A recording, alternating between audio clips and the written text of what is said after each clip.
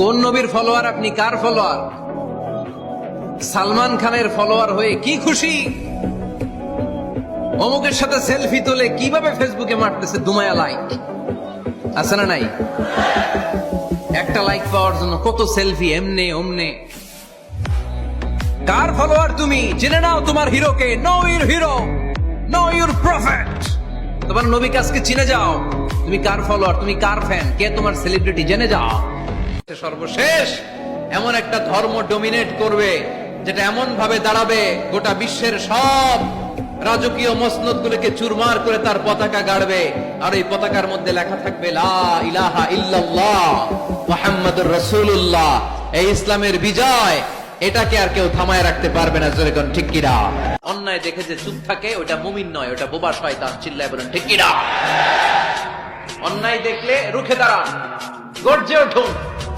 আপনার আপন বোনের বয়সের একটা মেয়েকে কিছু বখাটে ছেলেরা ডিস করতেছে, আপনি দেখে চলে যান কেন?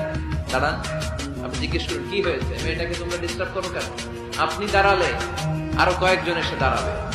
এই জুমার দিন আল্লাহর হাবিব বলেন একটা সময় আছে, ওই সময় বান্দা যাই চায় আল্লাহ তাই দেয়।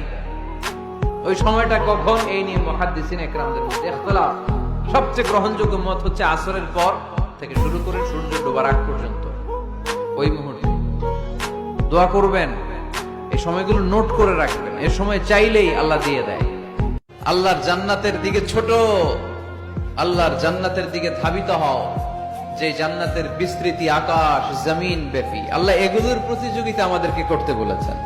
ক্ষমা পাওয়ার প্রতিযোগিতা, আখিরাত লাভের প্রতিযোগিতা, জান্নাত পাওয়ার প্রতিযোগিতা। কিন্তু আমরা কি এগুলার প্রতিযোগিতা করি? কিসের প্রতিযোগিতা করি আমরা? ক্ষমতার প্রতিযোগিতা করি। আর কি প্রতিযোগিতা? টাকা ইনকামের প্রতিযোগিতা। আর